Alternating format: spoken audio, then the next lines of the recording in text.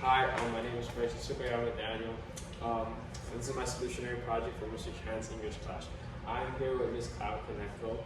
She was my teacher in 3rd and 4th grade here at Conway Elementary School, and she's the ones that I would donate the books to for the project. So Ms. Koneko, how was Miss Kim? But Do you want to read no. Okay, edit. Okay. So these books that I gave you, what do you plan to do with these books? I plan to share some of the books with the school with other grade levels if it's not suitable for 6th grade. And I do plan on putting books into my classroom library. Yeah. So the kids can read. You have a classroom library? I do have a classroom How library. big is your classroom library? It's pretty big, but the books are pretty outdated. They're pretty, yeah, the kids are they're not fans of them because they're so old. So here's another question. I don't have to throw this question in here, but do you think that you're not that professional? I know. It's like, do you think that a student will read more if they're passionate about what they're reading? Oh, absolutely. That's something that we talk to our kids about. It's really hard to have a passion for reading when you don't know what kind of genre or style that you like. Mm-hmm. So I mean, it's really just reading words, and if you don't like what you're reading, then you're not gonna understand it or care to understand it. Yeah. So do you guys have ways where you guys try to find students' passions for reading? Yeah, I try to expose them to different genres. Of course, they always gravitate to graphic novels, but sometimes I might throw in some chapter books just to kind of have them try out different genres, so fantasy or maybe just some nonfiction. Because a lot of the kids will end up finding I really like that one because I realized it happened in real life. Yeah.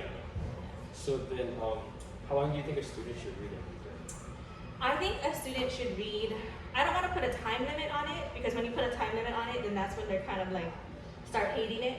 But I think they should at least read something every day, whether it's a newspaper article, magazine article, or something. But I think the most important thing is that they have someone to talk to about it also.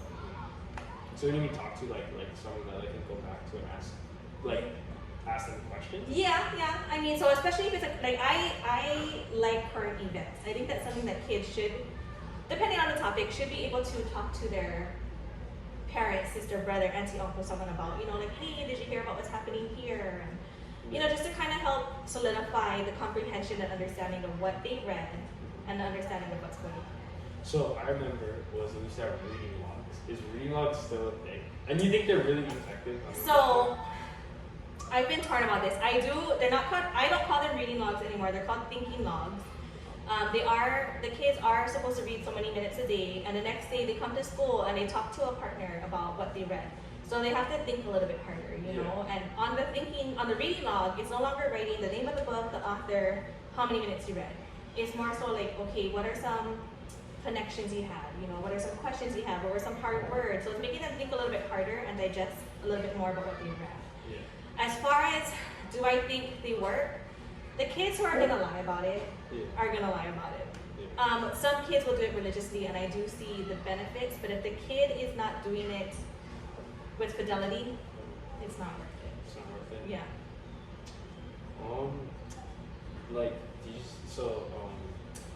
Do you think teaching over the pandemic was hard? Why?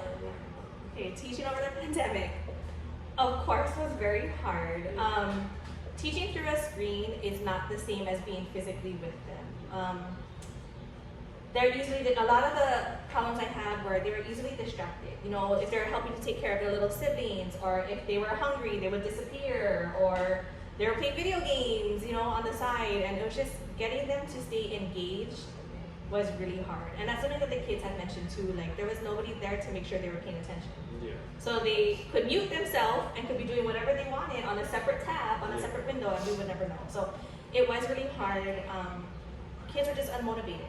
They had too much freedom, which I don't, there's no one to blame but the pandemic. Yeah. So. Do you feel from the pandemic, do you think students' reading levels have gone down?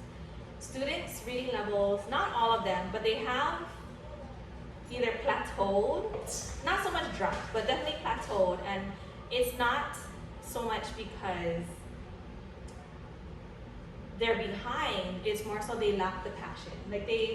they, libraries weren't available to them. Most of the kids get their books from school libraries, but the public library also wasn't even available.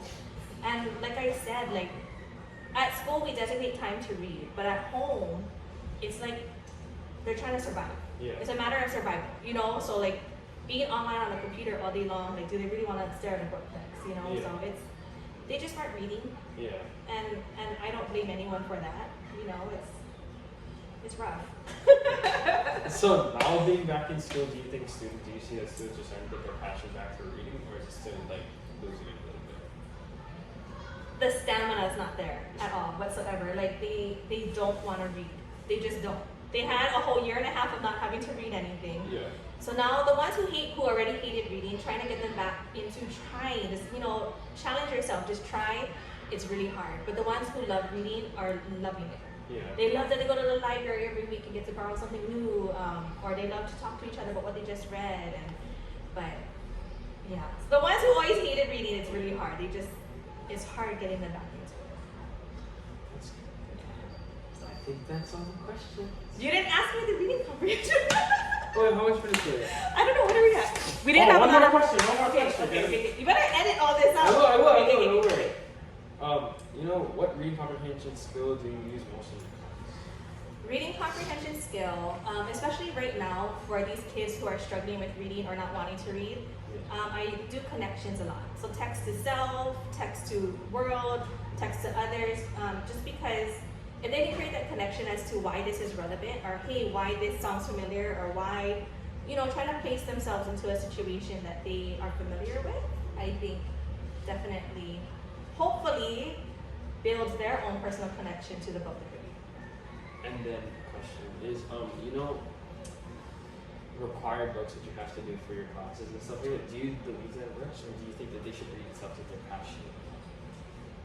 I do book clubs, so that's required. I'll give them, different groups, different books to read, and I try to pick something that I think they like, but I definitely do give the freedom to the kids. Because back in our days, in 3rd and 4th grade, I would tell you, you have to stick to this level, right? But now I don't believe in that. Because it's about, what if they really love this Magic Tree House book and that's below their level? Like, as long as they're reading. For me, as long as they're reading. So I'm not strict about that. So the AR levels aren't a thing anymore? For me, no. For you? It's Other not. teachers it's still. Other teachers is still there, and it kind of kills me. Because if the kid wants to read a Magic Tree House book, read a Magic Tree House book. They're reading. Like I said, reading anything. Yeah. So, yeah. That works. Yeah. Thank you, Ms. Commissioner. Alright, so good. Good to see you again. Okay, edit all that stuff. Yeah.